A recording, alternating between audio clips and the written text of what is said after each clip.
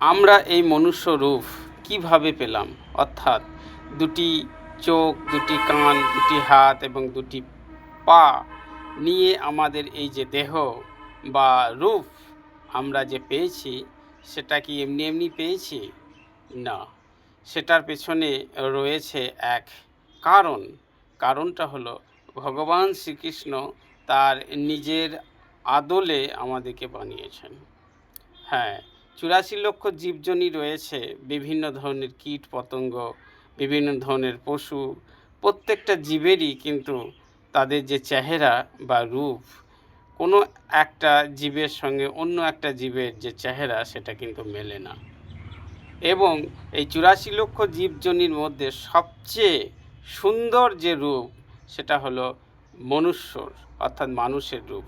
মানুষের রূপকেই সবচাইতে সুন্দর বলেই ধরা হয়, বা সেটা আমরা বুঝতে পারি যে মানুষের রূপটাই হলো সবচাইতে সুন্দর রূপ ৮৪ লক্ষ জীবজনীর মধ্যে। তো এই যে রূপ, মনুষ্য রূপ, এই রূপটা এলো কি করে? এই যে মনুষ্য রূপ, সেই রূপটা আসলেই ভগবান শ্রীকৃষ্ণেরই জেরক্স কপি বলা যেতে পারে। অর্থাৎ আমরা আমাদের যে মনুষ্য রূপটা পেয়েছি, সেটা আসলেই ভগবান শ্রীকৃষ্ণেরই একটা রূপ, অর্থাৎ একটা জেরক্স কপি বলা যেতে পারে। যদিও ভগবান শ্রীকৃষ্ণের সঙ্গে আমাদের তুলনাই হয় না।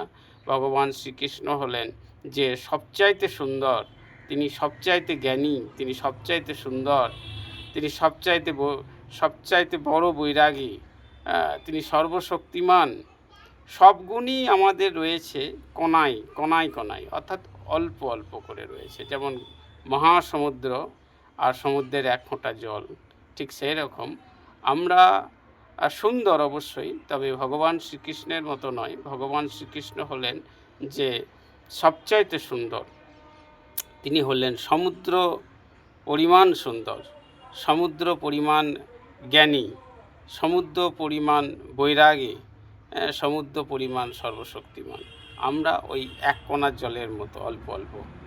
সেই জন্যেই আমাদের এই রূপটা যেন ভগবান শ্রীকৃষ্ণেরই জেরক্স কপি বলা যায়। যদিও আমাদের এই যে দেহ, চিন্ময় দেহ, সেই চিন্ময় দেহটা আমাদের নেই, আমাদের চিন্ময় দেহ নয়, আমাদের দেহ হলো জড় দেহ।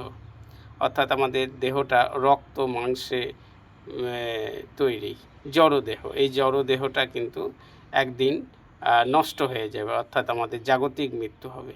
কিন্তু ভগবান শ্রীকৃষ্ণের যে দেহ, সেই দেহটা আমাদের মতো জড় দেহ নয়। ভগবান শ্রীকৃষ্ণের দেহটা হলো চিন্ময় দেহ, অর্থাৎ তার দেহটা যে রূপ, সেই রূপটা জড় রূপ নয়, সেটা হচ্ছে যে স্পিরিচুয়াল বডি, আধ্যাত্মিক দেহ বা চিন্ময় দেহ।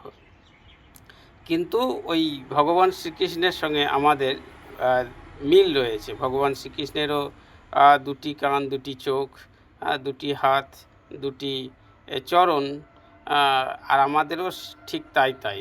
কিন্তু তবুও ভগবান শ্রীকৃষ্ণের সঙ্গে আমাদের অনেক অনেক পার্থক্য। আমাদের দেহটা জড় দেহ, ভগবান শ্রীকৃষ্ণের দেহ হলো চিন্ময় দেহ। আবার আমরা যদি অন্য কোনো শাস্ত্রে, বিশেষ করে আমরা যদি বাইবেলে যাই, সেখানেও বলা হয়েছে কিন্তু যে man is made in the image of god, অর্থাৎ মানুষের যে রূপ, সেই রূপটা ভগবানের আদলে তৈরি হয়েছে। আবার আমরা যদি কোরআনে যাই, ইসলামিক মাযহাবের কোরআনে যাই, সেই কোরআনেও কিন্তু বলা আছে যে আদম কে প্রথম আল্লাহ কি করেছেন, যে নিজের হাতে তৈরি করেছেন। আল্লাহ আদমকে নিজের হাতে তিনি রূপ দিয়েছেন। তো সেখানেও একটু ব্যাপার রয়েছে আর কি, যে আল্লাহ তার নিজেরই প্রতিকৃতি বা নিজের মতো রূপই যেন তিনি দিয়েছেন, এরকম মনে হয় আর কি। তো বাইবেলেও সেই একই কথা বলা হয়েছে, man is made in the image of god. আবার আমাদের সনাতন শাস্ত্রেও তো, সেখানে তো আমরা দেখতেই পাচ্ছি এবং শাস্ত্রেও রয়েছে যে আমাদের যে রূপ, সেই রূপটা আসলে কৃষ্ণের একটা রূপ, প্রতিকৃতি। যদিও আমাদের রূপটা কৃষ্ণের মতো নয়, তবুও অনেকটা। যেমন মানুষের সঙ্গে বানরের যেমন অনেক মিল রয়েছে, অনেক মিল আছে, আবার অমিলও রয়েছে। অনেকটা একই রকম, আবার অনেকটা মানে ভিন্ন রকমের। তো এইরকম কিছু মিল কিছু অমিল এরকম রয়েছে। তো এই সিদ্ধান্ত আর কি, যে আমাদের এই যে দেহটা, আমাদের এই যে রূপ, সেই রূপটা আসলেই আমাদের ভগবান শ্রীকৃষ্ণেরই একটা প্রতিকৃতি, একটা জেরক্স কপির মতো। এই বিষয়ে আপনাদের কোনো মন্তব্য থাকলে অবশ্যই মন্তব্য করুন। হরে কৃষ্ণ।